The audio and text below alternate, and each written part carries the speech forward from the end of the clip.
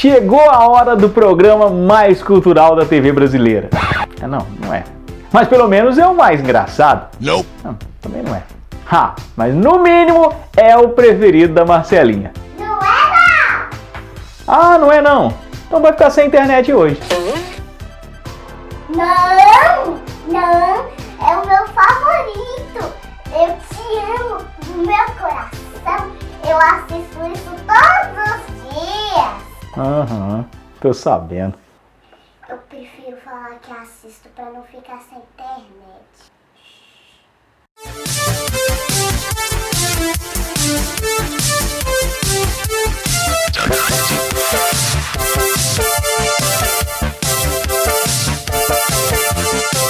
Opa! Sejam bem-vindos, senhoras e senhores. Eu sou Marcelo Robocop. Se você procura entretenimento, um pouco de cultura inútil, seja bem-vindo ao Não Era Tão Fácil. A TV Cultura foi inaugurada originalmente em 20 de setembro de 1960. E o propósito do canal, desde a sua fundação, é a produção e exibição de programas educativos. E convenhamos que nesse caso a emissora vem desempenhando muito bem o seu papel, tanto que é impossível que você não tenha um desenho ou um programa favorito da sua infância vindo lá da TV Cultura. Então, por isso, no programa de hoje, vamos relembrar alguns clássicos inesquecíveis vindo da nossa rede de TV pública brasileira.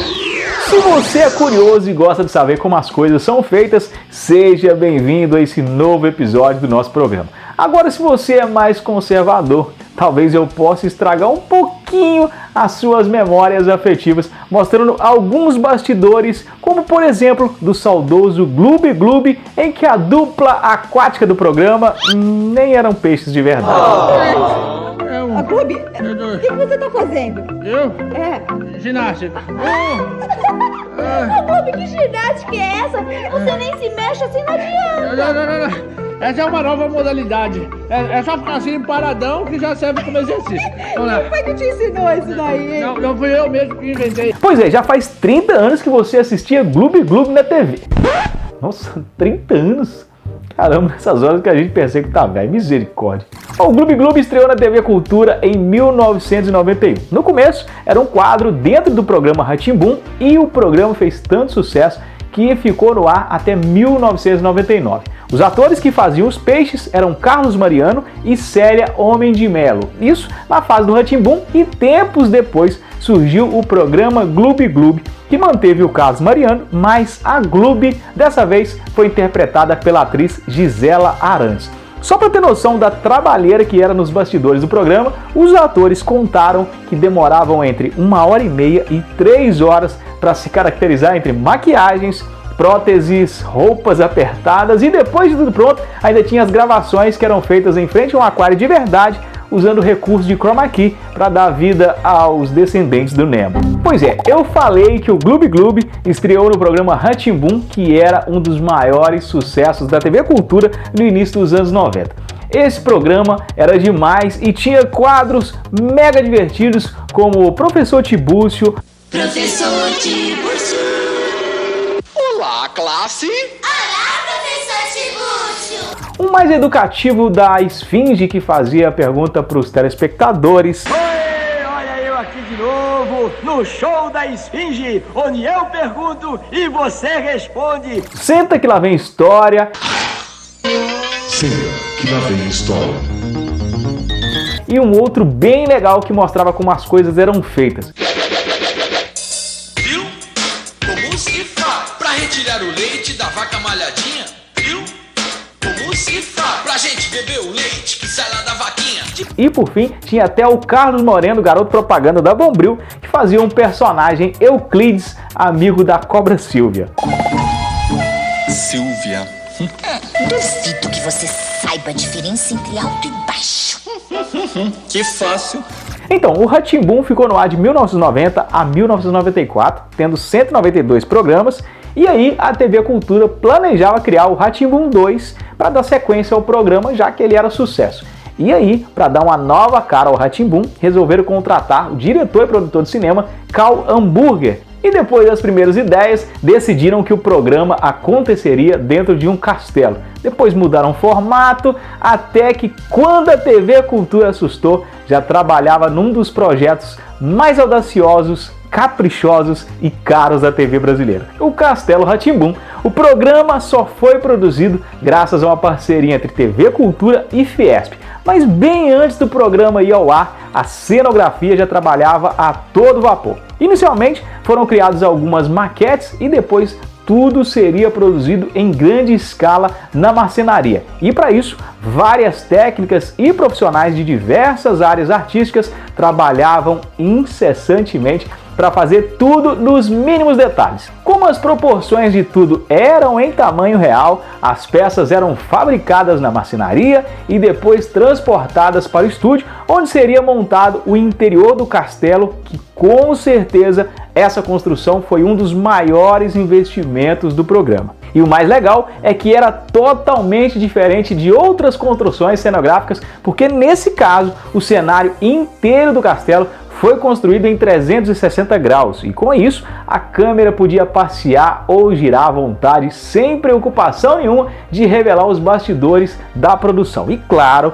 valorizando ainda muito mais cada canto daquela bela obra de arte. Durante a sua construção, o castelo foi praticamente construído 100% artesanalmente, com detalhes minuciosamente fabricados para cada canto do cenário. Já a parte externa do castelo, usada especialmente na abertura, foi feito em uma maquete não em tamanho real, mas com proporções bem caprichosas para valorizar ainda mais os detalhes da fachada do castelo. Uma curiosidade é que a abertura foi gravada ao contrário, retirando as peças e desmontando o castelo. E aí depois de tudo filmado, eles só inverteram as imagens e pronto. O castelo magicamente era montado como a gente via na abertura do programa.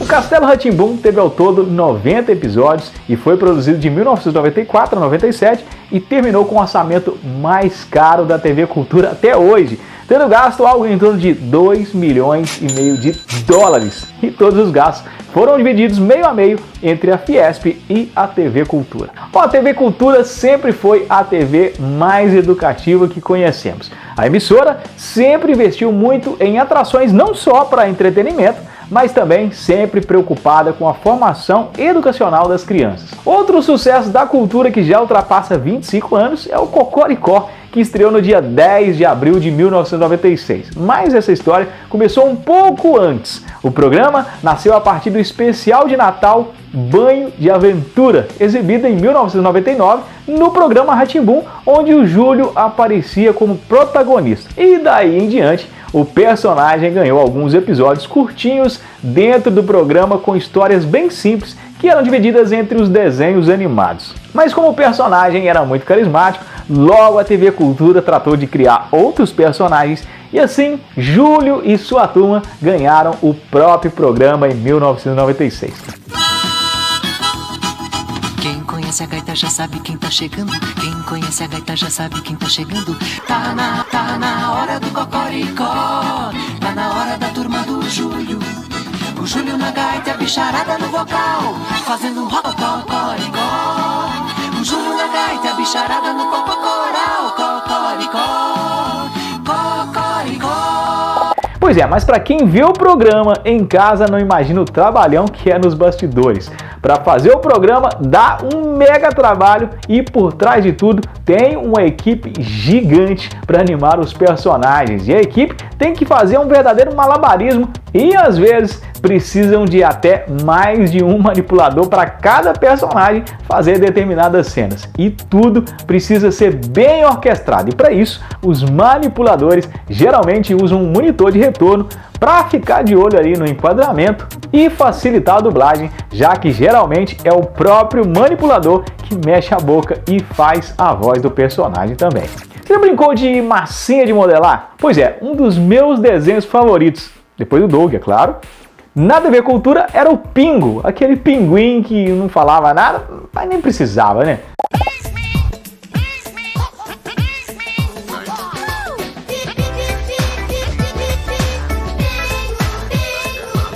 Esse desenho é um clássico e também fazia parte da grade da TV Cultura nos anos 90. Inclusive, o desenho era uma das atrações do Gloob Gloob. Essa série foi utilizada uma técnica chamada de Claymation, que é meio que um stop motion com personagens feitos de plastilina. Os personagens eram feitos completamente de forma artesanal e às vezes, para agilizar o processo, era feita algumas forminhas de alguma parte do corpo, onde a massinha era prensada para depois modificar algumas posições e fazer foto a foto para criar o movimento. Fora isso, ainda eram feitos vários objetos para compor a cena no cenário de acordo com o episódio.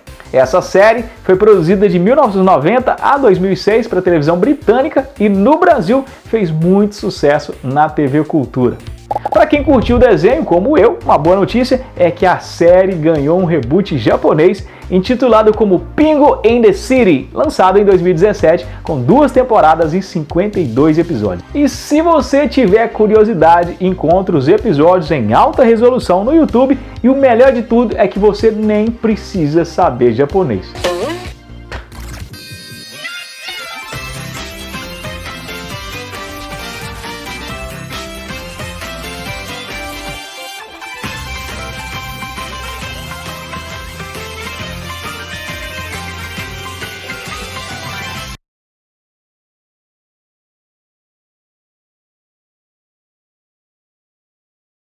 Eu vou ficando por aqui. Se você gostou desse programa, não esqueça de deixar o seu like, se inscrever e também compartilhar com seus amigos. Lembrando que se você pegou esse programa no finalzinho ou pela metade, não se preocupe, porque tem reprise no Super Canal às 11h30 da manhã, antes da primeira edição do Super Canal Notícias, depois tem às 20 horas, depois da segunda edição do jornal, e se você perder, ainda tem a possibilidade de ver mais uma vez às 11h30 da noite. Então, não tem desculpa para você rever o programa quantas vezes você quiser. Então por hoje é só, na próxima semana eu volto com mais um programa bem legal para todo mundo que é do tempo que se brigasse na escola e apanhasse, apanhava de novo quando chegar em casa. Então eu fico por aqui e até a próxima.